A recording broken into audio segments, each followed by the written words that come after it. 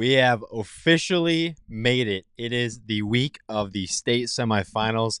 The Unidome is upon us. You're going to be watching this on a Tuesday. Nick and I are here recording this on a Monday. It's a great week across the Iowa high school football slate. I always have a hot take, Nick, that I think the semifinal week is more fun than the finals. I don't know. It's more games. It's teams figuring out each other. It's the dome. It's the team's first games in the dome. I don't know about you, but I love the semis. What's a big storyline that you're looking out for, Nick, or maybe a bracket or a game that you're just super excited to look out for? Well, first, this is definitely my favorite week because you go Wednesday, Thursday, Friday, Saturday. You can watch football games, and I love it. I watch as many as I can, but We're the spot for it. We're the spot for it if you want right, to follow. If you're not exactly. watching, Well, I think my favorite bracket. I commented it on our dome graphics is the 2A bracket. It's just loaded top to bottom. Every game looks like it's just going to be grinding for every score.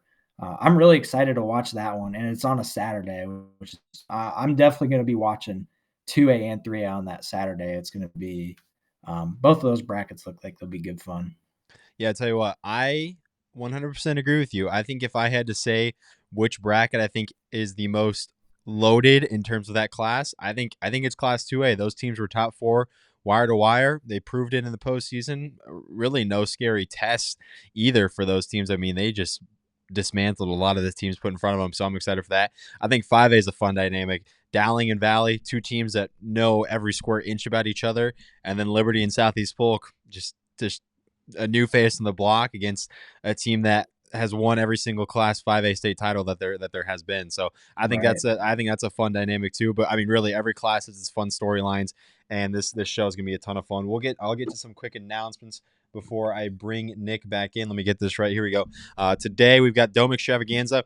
Hey, today it's here, Mr. IA Football finalists. Now this isn't winner day. We're not announcing the winners. We're announcing the finalists. So the top four guys in each class that are up for Mr. IA Football, the second year of the award. Started it last year. You guys seem to really enjoy it. And it's back. And a lot of tough picks in a lot of classes, a lot of talented Iowa high school football players out there. But we're going to narrow down some finalists, and we'll also get our dome picks out over on Rockfin. And then tomorrow, it's kickoff Wednesday, 8-man. I mean, it's here. Only two games on Wednesday at 10 a.m. and 1 p.m. But kickoff is here. And again, IA Football, if you're not watching, or maybe you are watching and you just want to follow on our social, we're going to be posting, I mean, a lot for each game. We're going to be covering each game, graphics, photos, videos. I mean, you name it, we'll have your back and we'll be able to cover it. So if you're not able to watch a certain game, head over to Twitter. I recommend Twitter is probably the sleekest. Turn on those post notifications and you'll get a little pop-up on your phone every time we post. You can turn off the post notifications when the Unidome's done, but I'm telling you, it's going to be a huge plus, and we're going to have your guys' back for everything that goes on at the Unidome. Let's go over here. Locks and Dogs is over. It's over, Nick. It was no over more before suffering. last week even started. There's no more suffering for Nick. We did this last year. We did not keep track. I honestly don't know who won last year. We could probably go back and figure that out. I don't want to go do that math. So in the inaugural year of us keeping track of points, 178 is what got it done for me. We'll have to make sure we keep note of that. Nick ended up losing 4 locks. I lost a lock last week too. Rough week. I mean, Nick, the door might have been open a little bit last week if you got hot, but I mean, the quarterfinals, it's picking hair. It's picking between hairs. I mean, a lot of even matchups, and it's really, really tough to pick those quarterfinals right. And it's even tougher to get the dome right. I'm not going to pick these dome matchups. Nick, I don't want to pick the dome matchups because I'm going to be there, and I don't want to get bullied by everybody that I picked against. But Nick is not going to be there. Nick's going to be my right-hand man covering from wherever he's watching. So Nick's going to throw some picks out there because he doesn't have to go and see everybody's face at the Unidome. So we're going to go matchup by matchup. We'll break it down kind of like I did last week if you were here for the quarters, but we'll run through them all. Let's start with 5A. Talked about it. Dowling and Valley. What I believe we have here, this is some numbers that I was given, the 85th Dowling Valley matchup since 1950 and the 24th playoff matchup between the two. you talk about Wow. history between these two teams. It's here in Dowling and Valley. Dowling leads the series 16-8 since 2008. They won this matchup back in like week 2, week 3, whatever it was, 26-23. Really good football game, back and forth. And you look at the stats here, and the stats suggest it's back and forth. Two evenly matched teams. I think something to note here is that Dowling has been showing using two quarterbacks lately, which is, I think, something of note because that's kind of rare. But they're not afraid to use DePhillips and Nahas. They got two very capable guys. I mean, Nahas is an 8-1 touchdown to pick ratio. DePhillips is a 9-3 touchdown to pick ratio. Both really solid numbers up and down the board. So they got two guys they trust, which I think is interesting and something not a lot of teams have. But Nick, Dowling Valley, Dowling took the first one. Valley kind of stumbling down the stretch, but got hot in the postseason. Yet again? I mean, that's something Valley always does. They win a thriller against Johnson. Both these teams won thrillers. Who you kind of thinking here in the semis? Yeah, I think ultimately this game is going to come to. I mean, obviously both of these teams have really talented offenses. They both have their own stars. Valley having Zay Robinson and Dowling having Rashad Davis. I'm leaning towards Dowling in this game just because Coach Tom Wilson, he has got a lengthy and successful history when it comes to playing in the Dome. You can't talk about 2010s Iowa high school football without talking about the Dowling run that they had. So I think that definitely plays a factor. I mean, Dowling, they've got the history in the postseason. Rashad Davis is having another fantastic year. Ultimately, I think this is going to come down to how well is Dowling going to be able to hang down with the Valley offense, and is Valley able to shut down Rashad Davis and this really powerful rushing attack that they have. But like I said, I give the edge to Dowling in this one just because they seem like a really well-balanced team. They've looked really well in these last few postseason games. So I'll take the Maroons for this one.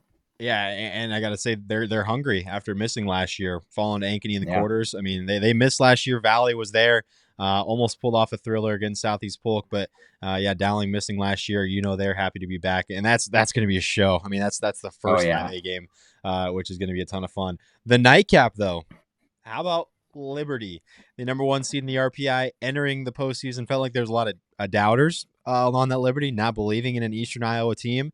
And all Liberty did was go and beat 2 CIML teams to get there. Hawkeyes and Ankeny, both really good games. Liberty gets their way in. Southeast Polk, they win a road game. Then they get Iowa City West at home. Take care of them. And here you go.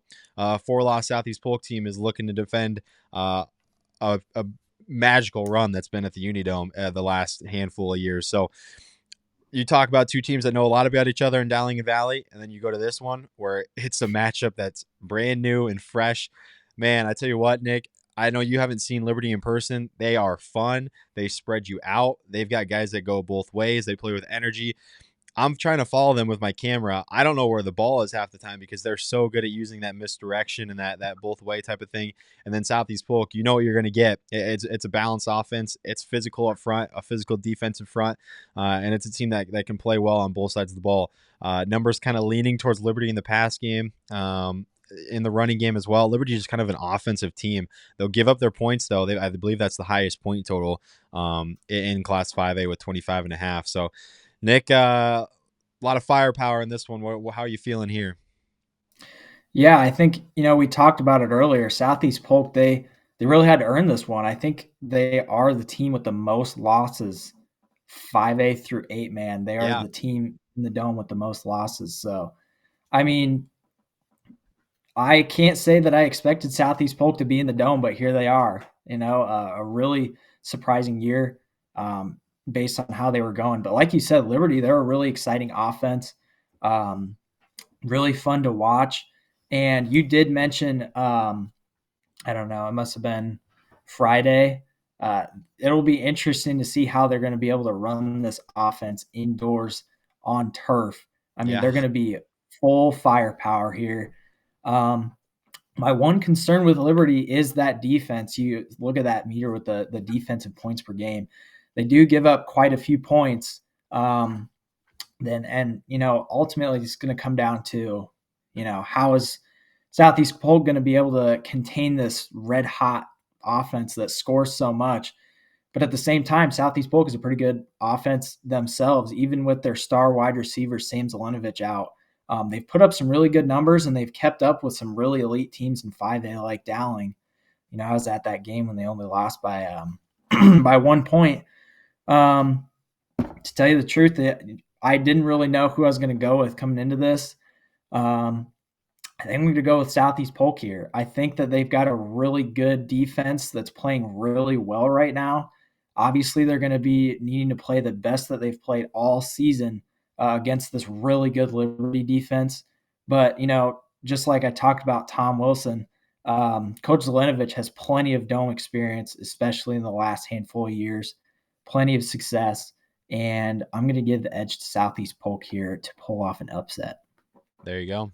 There's your Class 5A field. We'll move on to Thursday. We'll go backwards a day to Class 4A, your 4 o'clock game. Pella, Lewis Central, two teams that won rematches in their quarterfinals. Lewis Central takes down ADM for the second time in a crazy finish. If you have not seen that finish, oh my goodness, what a finish that was to Lewis Central and ADM. And then Pella avenges their lone loss in the season to Gilbert. Sorry, they beat the Tigers 19-14. That's a tough team to dismiss in the quarterfinals, and they do just that. Two really good quarterbacks here: Brady Hetzel, Colin Kurt. Hetzel kind of more known for his arm. Kurt will do it both ways with his arm and with his legs. You look at the numbers. I mean, nothing crazy outlying. Lewis Central a little bit more dominant on the ground. I've got Bound saying there's no history for this matchup. So two teams who have a lot of postseason success of late, but have never met in a game like this. So this is going to be a lot of fun, Nick. Oh yeah, this is going to be a really fun one to watch. I'm really looking forward to this one. I mean, these are two really even teams, and two teams that just don't really geographically align to play each other ever. So I wouldn't be surprised, right, until it's at the Dome, man. In this one, I think I'm going to go with Lewis Central. I personally like their schedule and their wins that they've had a little bit better outside of that one upset they had against Norwalk a few weeks ago. This team, wire to wire, has just been really special, extremely dominant, and really well-rounded team. Pella, they've had a fantastic year. Another legendary coach there with Pella, but I think Lewis Central is just really dominant, really solid school. They play really good football, and I think that's going to give them the edge here against Pella. So I'll take Lewis Central in this 4 o'clock matchup. Yeah, a lot of familiarity with the Lewis Central and the Dome as of late, so they'll be comfortable indoors. Yeah, we'll move to the nightcap. North Scott, North Polk. North Polk undefeated, 11-0. North Scott taking down Decorah last week, and then Western Dubuque previously. So two tough wins to get here. North Polk edges Fort Dodge, and then Xavier, both fairly handily. North Polk has just maybe not been the team that everyone thought would end up going in the Dome as kind of the favorite, but I think there's no doubt that this team is the team to beat. 11-0. They've got a powerful run game with Nathan Feldman and BJ Tate, and I think everyone kind of dismisses Feldman because of that passing yardage of 77 per game. But let me tell you, he can beat you when he needs to, and he's efficient when he does throw the football. They just never have to. I mean, he's completing 64% of his passes. He's got 9 passing touchdowns. He's got a rating over 140. He's a guy that can beat you with his arm. They just really haven't had to. So I'm expecting him to use his arm more. And speaking of using his arm, Chase Smith of North Scott, man, he's been phenomenal this year, and it really helps when you've got two electrifying guys on the edge, Carson Lage and Cash Bowie. I know I've talked about Bowie before. Carson's had an incredible year too. Both those guys with 900 plus receiving yards. Both those guys with 12 receiving touchdowns. I'm gonna have to look. I'm guessing that's the only Unidome team to have two receivers with 900 plus receiving yards and 12 touchdowns apiece. Those guys are threats on the outside. This is gonna be a fun game. A lot of contrary here. No bound historical matchups. Two teams who have had success in the Dome as of late. But here you go, semifinals, Class 4A. What are you thinking? Yeah, I like that post that we got Chase Smith his flowers. He's had a phenomenal season this year. And we have never really talked about him on the show, to be honest. He's had a phenomenal year, and he's led North Scott to an incredible season. And honestly, to tell you the truth, looking at this graphic, I wasn't really expecting North Scott to be, beating them in the passing yards and defensive points per game. I think this is a lot more even matchup than it looks. But I got to say that I really like North Polk's their attack, being able to attack you with the pass and the rush. Like you said with Nathan Feldman, having a dual threat like that where he can hurt you in the air and, read option, he can hurt you that way as well. That is just such an amazing weapon to have, especially when you're here in the Dome. So yeah, I'm going to be looking for North Polk to take their 12th win of the season. But I think this will be just a really fun game to watch. North Scott, North Polk, both of these teams are really good. I'm glad these two matched up. It'll be really entertaining. But like I said, I think North Polk has got a little bit of a advantage in this one. Yeah, this one's going to be a ton of fun. I'm glad this one got the night game. Any game at night game would be nice, but that one's going to be electric. Moving on to Class 3A, the 4 o'clock game. Sergeant Bluff, Luton, and Wahlert Catholic. How about preseason unranked Wahlert? Here they are, 11-0, SBL. I'm not sure if they were preseason ranked. Nick, do you know off the top of your head? I don't think they were preseason ranked. I don't think either of these teams were preseason ranked. We'll have to check. I'll have to do some digging. I know Humboldt and Mount Vernon both were, I believe, but two teams that just have been dominant. And you want to talk about dominant? How about Sergeant Bluff Luton's run game? Holy cow! I was doing some digging. Some teams entering the Unidome, Nick, don't even have one guy with like 800 rushing yards. Sergeant Bluff Luton is bringing 4 guys in that have 700 plus each, and they're all really close in terms of yardage and touchdowns. So it's not like it's stop one guy and you're good. It's you got to stop all 4 because this team can run the football. And then Wahlert Catholic on the other end. You think of Wahlert Catholic, this defense has been phenomenal. I mean, they're allowing a touchdown per game, basically. And Michael Borman is a huge reason why. A lot of guys around him, but Borman is kind of the guy that sticks out on the stat sheet. 900 plus yards rushing. He leads his team in rushing. And then defensively, dude's a beast. 85 tackles, 19 and a half of those for loss.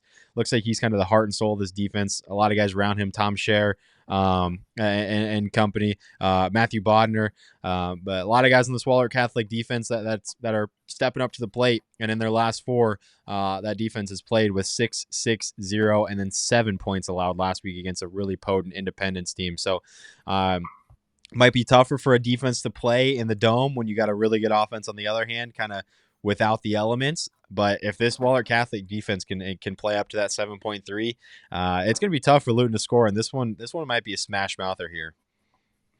Yeah, this is definitely one of those matchups where you got to win it in the trenches. Any one of those running backs will tell you that they can't have those 800 yards if they don't have the openings from their offensive line. So that tells me everything I need to know about Sergeant Bluff Luton's offensive line. And I think this is exactly what it's going to be about. It's going to be about Wallert's defense trying to punch down one of the most talented rushing offenses possibly in the entire Dome. I think it'll just be hard-nosed, helmet-to-helmet football. I think it's just going to be a slugfest. I wouldn't be surprised if it's low scoring, but I've said that before, and they end up. You never know. No, I was gonna say I'm more confident.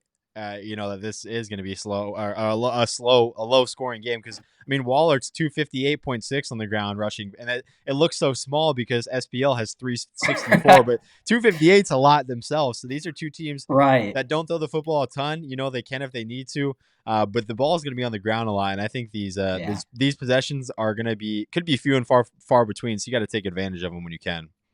Yeah, and I think for this matchup, I'm going to go with Sergeant Bluff Luton just because, this game, like I said, it's going to be one on the ground. It's going to be one on the offensive defensive line. And I think the Warriors have the edge in that aspect. I'm a lot more confident in Sergeant Bluff Luton's run game. And I think that's what's going to win him the game. So I'll take the Warriors to win this matchup.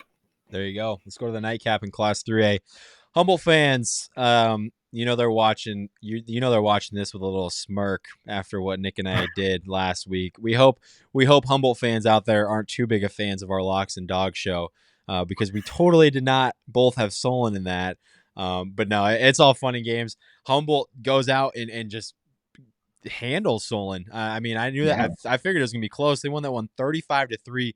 Humboldt. I got a chance to see them over Clear Lake. Beat a good team twice. Mount Vernon wins just an absolute thriller last week against Algona. These are two very deserving teams. These are two elite teams. A little bit more balance in terms of offense compared to what we saw in that first semifinal, Nick. Both teams can run it. Both teams can pass it. You got Cohen Matson, Kellen Haverbeck, two gunslingers, one lefty, one righty. But I mean, these are two defenses that play. Mount Vernon, you go into Class 3A and the tackle for loss and sacks leaders, you're going to see a lot of Mustangs in there. It's pick your poison, and you can't double team one because some other guy's going to be running free. So this is a tough Mount Vernon defense. This is a tough Humboldt defense. A lot of this points to a thriller here in Class 3A, and I think this one's going to be neck and neck, and I think this one's going to be a ton of fun. Yeah, going into some of those semifinal game or the quarterfinal games, both Humboldt and Solon played in really tough districts with a lot of great teams. And honestly, I thought Solon's district was better than the Humboldt district, but I mean, we saw right there, Humboldt took care of business against a great Solon team. So shout out to them. I think these are two really evenly matched teams with Mount Vernon and Humboldt. Like you said, you got to talk about the Mount Vernon defensive line. They are going to be, they're going to control the game. Humboldt's offensive line is going to have to work really hard because every single one of these guys can get in the backfield like that. And, with a guy like Cohen Matson, you got to give him his time to hit guys like Chase Flaherty, who can get out in opens field and run like the wind. So, honestly, in this one, I think it's going to be really close. I mean, as with all these semifinal games, that's why they're here. But I'm going to give the edge to Mount Vernon. I think that they've got a little bit of an advantage. I think Kellen Haverback, he's a really talented quarterback. He's going to really have to make sure that he's keeping the ball protected. You got to talk about he's had some trouble with interceptions. So I think that if Mount Vernon, if they can get their offense rolling like it has been in these last few semifinal games, and if their defensive line can take control of the game and kind of stop this Humboldt offense, which is really good, and they played well against a really good Solon defense, I think Mount Vernon can win this one and head to the state championship. Yeah, it's Kale Riniker on our graphic with 13 sacks and 25 TFLs. The other guy, Nova Lane, 10 sacks and 23 TFLs. And then you got Jackson Anderson with 8.5 sacks himself. So a lot of defensive linemen. You talk about Haverbeck. I mean, he's a gunslinger. He's going to let it eat. He's going to go and give his guys a shot on the edge. So, I mean, he does have those 12 picks, but I think it's for good reason, at least the game I saw from him against Solon. It's him trying to give his guys a shot. But, yeah, it's definitely something to look out for in that one compared to Matson's 5, I believe. So definitely a storyline to follow. We'll move on to Class 2A. Nick and I's opinionated favorite bracket, the most loaded bracket, is Class 2A, and we start at 10 a.m. on Saturday with PCM and Spirit Lake. Spirit Lake, the team that's familiar here, they were here last year, fell in the semis to Central Lyon George Little Rock. PCM, this team is just dismissed, I'll say. Everybody put in front of them. Not really a close game. They have a win over Nevada from 3A. I mean, Van Gorp and Adrian Robbins are a nasty 1-2 punch. And then with Spirit Lake, it's a lot of Caden Lunt and then Dylan Stecker. I mean, this dude's a jump ball machine. He is a matchup problem on the outside. And then you got his brother Ethan. You got Bodie Higgins leading the way rushing. There's a lot of stars in this Class 2A field. I'm not sure how this matchup goes just because these are two teams with not much familiarity, not much common opponents. It's always hard to tell. But all things point to a really fun one here. Yeah, and you point out both of these teams played playoff 3A teams, PCM playing and beating Nevada, and Spirit Lake playing Algona way back in the first game of the season. And they lost I think it was just a a one possession game in that one. Yeah. So both of these teams, really even. Obviously, both have been extremely dominant in the class. I'm going to go with PCM here. I really like Adrian Robbins. He is an extremely talented running back. He one of the best in the class, one of the best in the dome, I would say. And like you said, PCM has been just so dominant in every single game that they've played this year. Regardless of who they're playing, they played some really talented teams in the dome. Let me look at that quick. They've played Mid Prairie, who is a good team, and beat them 41-0. And Greene County, kind of a dark horse there. They had some upsets to get there. But, I really like this PCM team. I think they've got the personnel to win this game. I mean, it's going to be no easy task. Central Line, Georgia Little Rock, obviously was an incredible team last year and really fun to watch. Spirit Lake, really talented team, an amazing year for them. But I've got the Mustangs. I think they can pull it off this year, and I think Adrian Robbins will be a big help for them to make it to the state championship. Yeah, I believe if I'm looking at it right, that Spirit Lake is technically the away team here. I only say that because they're number one in our pool. So technically, by our pool, it'd be a little bit of an upset if the home team were to win here. But I mean, not too much of an upset because it is the Unidome at this point. Right. You talk about teams with wins over really good, or with games against really good 3A teams. Van Meter, their win streak, their pretty lengthy one, snapped at the hands to Humboldt.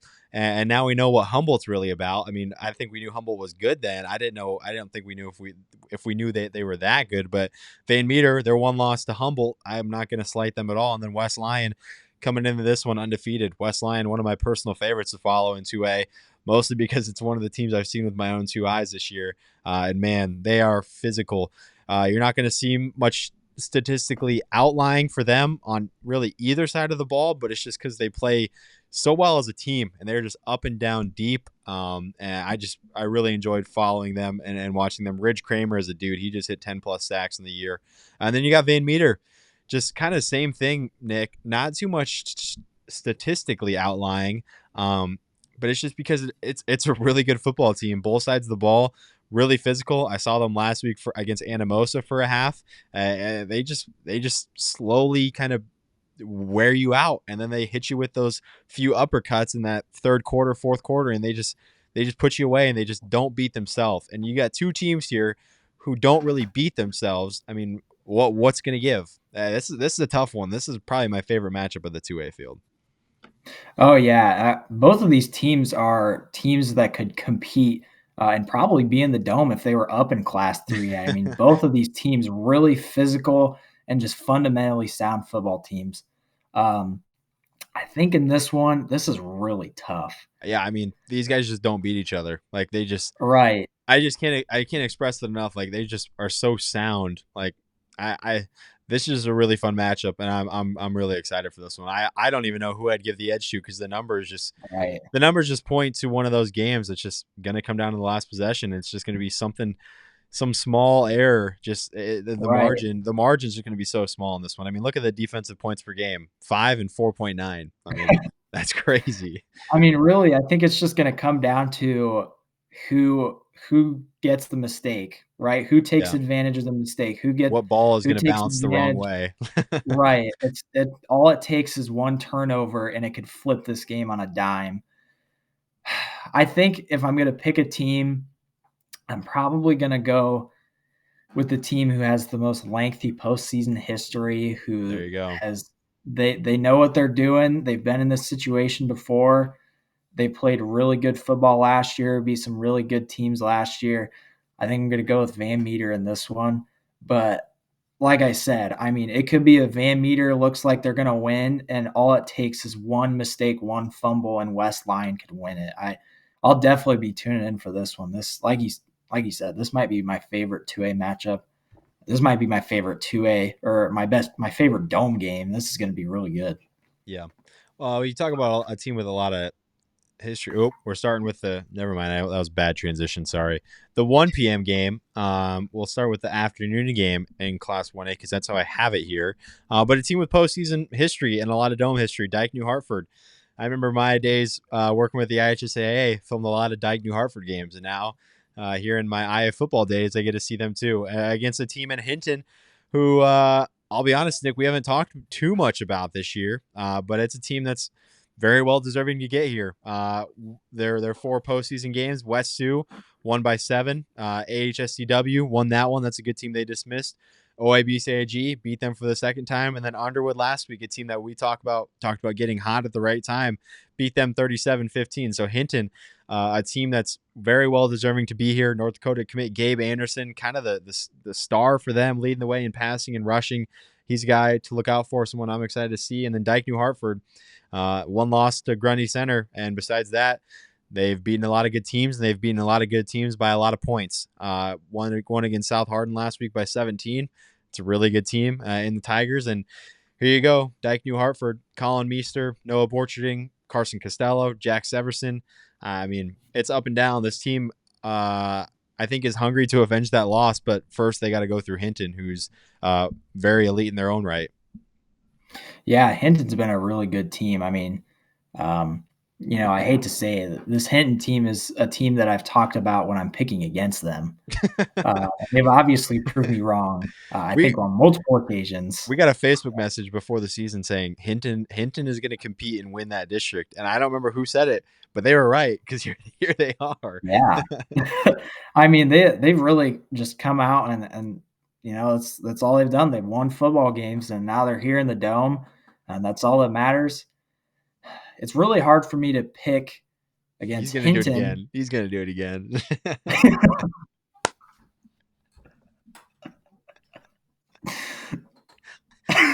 Go ahead. Hinton fans and St Ansgar fans. I'm very fond of Nick. It hasn't worked. They should be loving you when you go against them. I know.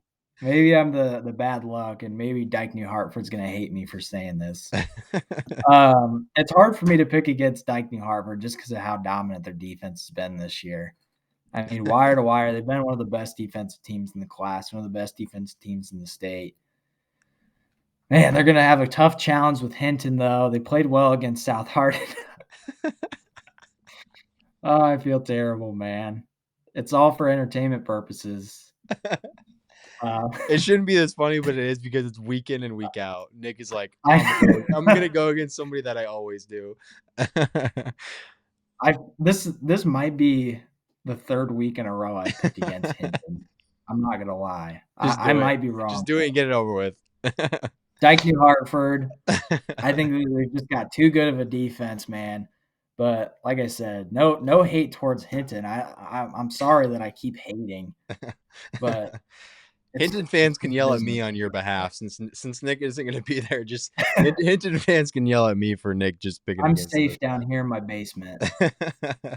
We'll move on to the other game where Nick doesn't seem to pick against either of these teams week in and week out.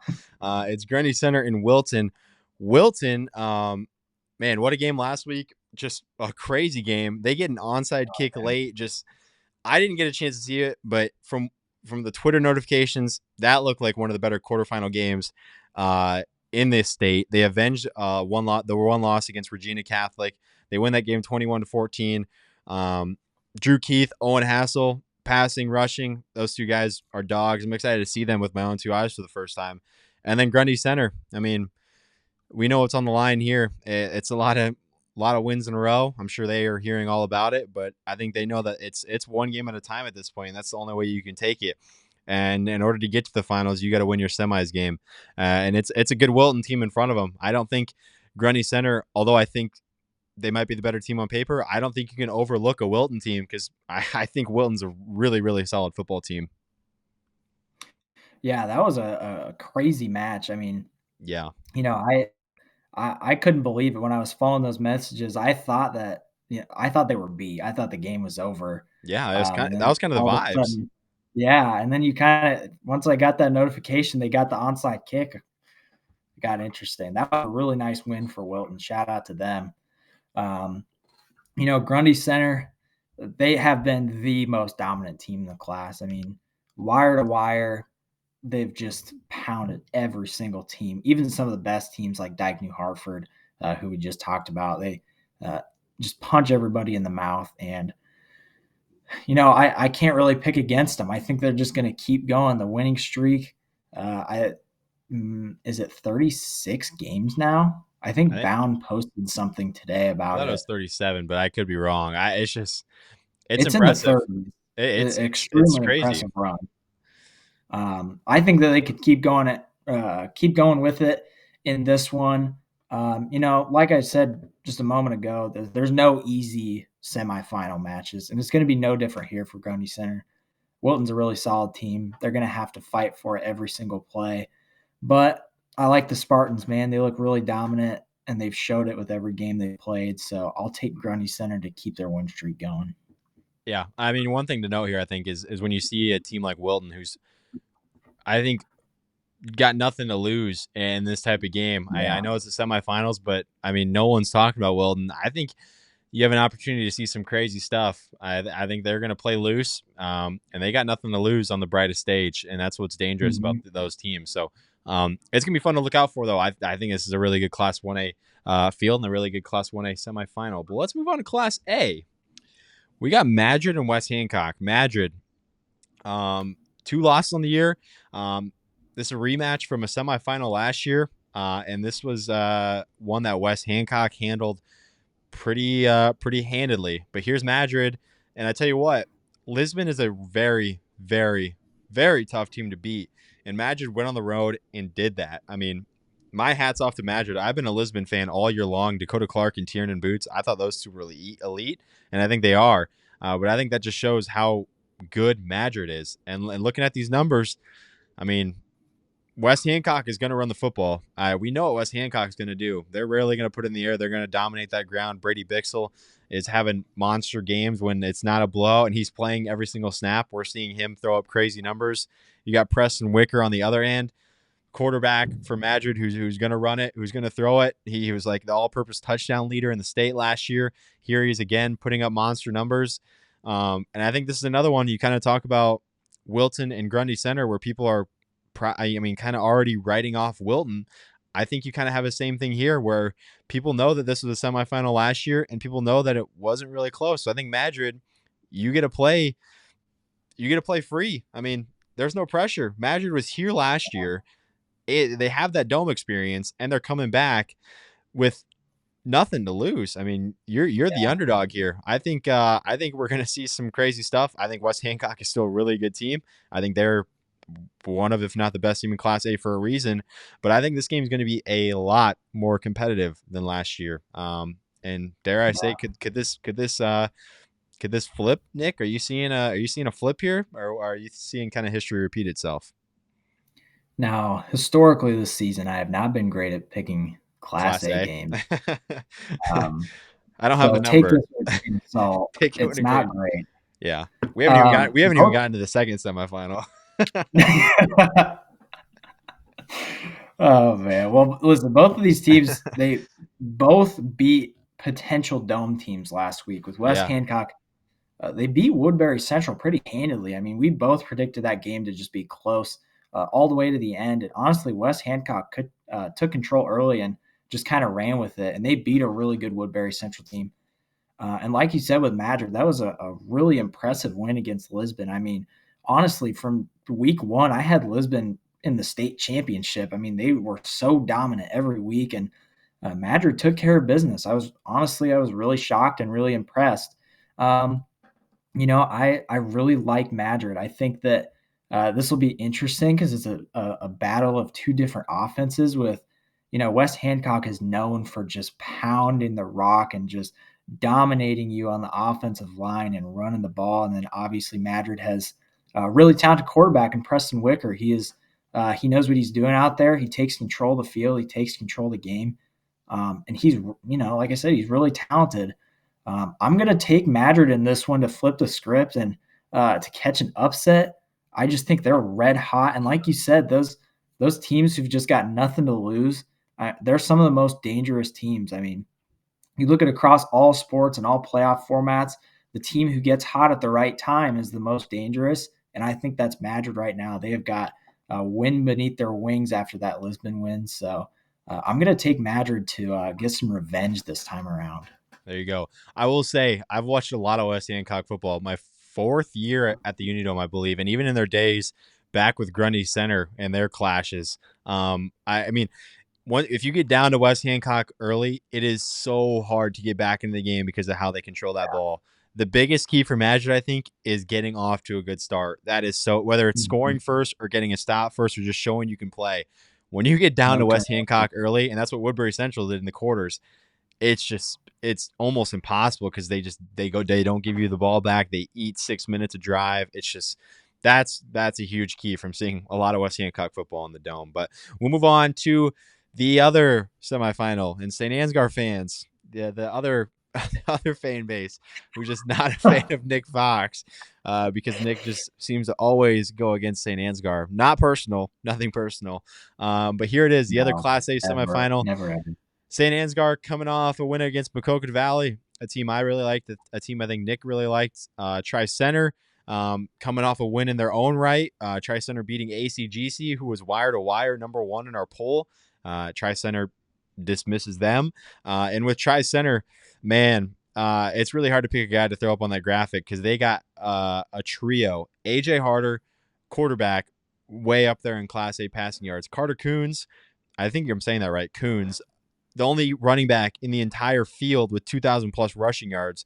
And then they got Kale Witt, a receiver on the edge, who's one of the best threats on the edge as well. And then St. Ansgar, it's definitely more of a team. You got Corbin Michaels leading the way, rushing, but this defense is elite, under 10 points per game. You don't see that a ton. It's a lot of guys contributing. Dylan Brum with 8 picks is definitely one of them. But definitely a little bit clash of styles here. St. Ansgar wanting to run the football. They can throw it when they need to, but TriCenter, it's a team that can air it out. Yeah, I think TriCenter might be one of the most slept on teams in this class. They just casually went out there and beat ACGC, who looked like a lock for the Dome from week 1. Like you said, wire to wire, #1. I was really impressed with that game and how they handled it. That was really impressive. However, I think I've learned my lesson, and I'm going to go with St. Ansgar to win this game. They're not going to like that. Wouldn't that be the worst? This? The one time what do you think? Lose? It's like the third you picked against St. Ansgar. For the people who haven't watched all year, how many times do you think you've picked against St. Ansgar this year? At least twice. I think it was 3 times. Okay, continue. I think it was 2 playoff and 1 regular season. Just for the people who didn't watch all year, just give them some context. Yeah. I think I finally learned my lesson. I'm going to go with St. Ansgar this game. They're a really good team, obviously, and I've failed to see that. And I'm going to, if you can't beat them, join them. Is that the kind of the vibe that we're going with here? The next chapter. There you go. That's right. You put the headgear on. Yep. It's the same headgear. It's the same headgear. Oh gosh, this is way too much fun. We'll move on to Class 8-man, where I don't think Nick has any rivals, but tell you what, we got one in the next Class 8-man semifinal based on how our picks went last week. But we'll wait on that. We'll get to Gladbrook, Rhinebeck, and Lennox. Gladbrook, Rhinebeck wins. Nick and I, we were texting back and forth on Thursday night. Just a crazy quarterfinal game against Don Bosco. They avenged their 1 loss. Lennox, I saw them in person. Just really, really physical on both sides of the ball. I tell you what, I had a Snapchat memory on my camera roll of Lennox in the Dome 3 years ago against Remsen St. Mary's, and Gabe Funk was at quarterback. It was just a clip of a touchdown. I don't know why I filmed it and saved it, but just a crazy full circle moment because he's been there a while, and here he is back in the Unidome, 2-way star for Lennox, leading the way in passing and rushing. I mean, he kind of does it all for them. I was really impressed with Jordan Martin England, really physical running back. They've got a lot of guys on defense that contribute, but Gladbrook Rhinebeck, here they are, back in the Unidome, and they're looking to finish on top this time. Drew Ehlers, 26 touchdowns, 1 interception, completes 70% of his passes. He runs almost for 1,000 yards. He's got Hudson Clark to throw to. I mean, Gladbrook Rhinebeck is a ton of fun, and they've got Dome experience. And teams with dome experience with guys that return a lot are very dangerous. I can't understate that enough. And both these teams really have dome experience. At least some of the guys on Lennox will. But to say you've been there, especially for 8-man, when the field's just, it's different. I mean, it's contracted a little bit with the taped lines. I mean, I think it's important, and it says a lot when you've been there and played on it. So two teams with that. I mean, back and forth thing here, numbers kind of contrasting, but I think they all kind of equal out, and they all kind of sum up that this is going to be a fun one in the semis.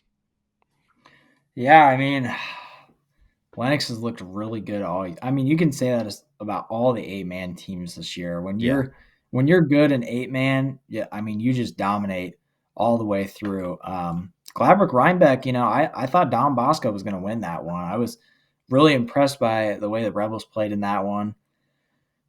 However, I think Lennox I think they're just a different team this year, man. They have been truly dominant against some really good teams this year. I think that they've got the stuff to win it all this year. Like you said, Gabe Funk, he's a star in 8-man, and he's had a really impressive year. And defense, which is a lot of times hard to come by when it comes to 8-man, Lennox has been really good, just 10.7 points per game. That's very impressive for a very high scoring class. So I like Lennox in this matchup. However, I do think this is going to be a really close game, a battle of two great quarterbacks. Gladbrook Rhinebeck, they've had a fantastic season. However, I think Lennox, I think they've got this one. They've been really impressive, so I like Lennox. There you go. Our final semifinal game here. We've done a good job, Nick, going through all these. Appreciate you joining me. But it's Remsen St. Mary's, Bishop Garrigan, the Golden Bears. Nick and I both went with Edgewood Colesburg and our dogs. It was a good game. I mean, 51-36, but it was Garrigan on top. And here you go. Bishop Garrigan back in the Unidome. Remsen St. Mary's made their fair share of trips as well. Garrigan, a team that made it last year. Our ranker did not pick them, and Garrigan made sure to let me hear about it after they were beating their opponents at the Unidome. So here you are. This is a really evenly matched game. Remsen, number one in our pool. Garrigan, right up there as well. I think Remsen has been the best team start to finish. But Garrigan in its own right, still perfect. And they've got quarterback Tate Forge back. He was a sophomore last year leading the way. Now he's a junior back in the Unidome, second straight year. Trayton Sink. I spelled that wrong on the graphic. I do apologize, Trayton. But then you got Landon Waldschmidt on the other end, kind of the total purpose guy, 46 touchdowns. That's a lot. Two defenses that I think for 8-man purposes are elite in their own right. I think this is a lower scoring 8-man game, but I'll hand it over to my expert who knows everything. Nick, what do you say? Hey, man, another class that I was not very good at picking this year. Remsen St. Mary's, a team that's got, another one of those teams that's got a lot of dome history, a lot of successful football, a lot of history in that school. It is really hard for me to pick against Bishop Garrigan, though. They have looked really good. And when I have picked against them, they have also proved me wrong, like many teams have this year. This one's tough. This is a really good one. I mean, this is a fun set. I mean, the 8-man field in general, and a lot of these semifinal games in general, like it's flip of a coin, like wholeheartedly. Yeah. Like these are the elite teams. So Yeah. we do got to get on the record for Nick what Nick's thinking so that we can make fun of him when he misses. When I'm most likely wrong. I think in this one I'm going to go with Bishop Garrigan. I really like Remsen St. Mary's. Very good squad, like you said. They've played really well all season long. But the Golden Bears, they just kind of take care of business every single game. And, at the end of the day, they're going to have to overcome this really impressive defense that Remsen St. Mary's has. But I picked against Bishop Garrigan last week. I'm not going to do that again. I think that they've got the goods to potentially win a state title. They got to take care of business against a really good Remsen St. Mary's team. Again, this will be a really fun one to watch. I'll definitely be able to tune into this one. It'll be a great way to cap off the Wednesday slate. Yeah, two teams with a goose egg in the loss column, but sadly someone has to leave with one. So it's going to be fun to find that out. Hey, we appreciate y'all for tuning in. Kind of one of our longer episodes. We don't really try and do this, but I mean, it's the Dome. We got to break it down. We hope that was entertaining. It was for us. And we'll have your content covered all Unidome week, and we'll be back for the finals next week to see how Nick did and break those down. So we appreciate you for tuning in. Go give us a follow. Twitter, Instagram, Facebook. We'll have your coverage at the Unidome all week long. We appreciate y'all for joining in. Don't be afraid to say hi at the Dome. If you see me, you can make fun of us for bad picks too. It really doesn't matter. Appreciate y'all's support this year, and we'll catch you next week.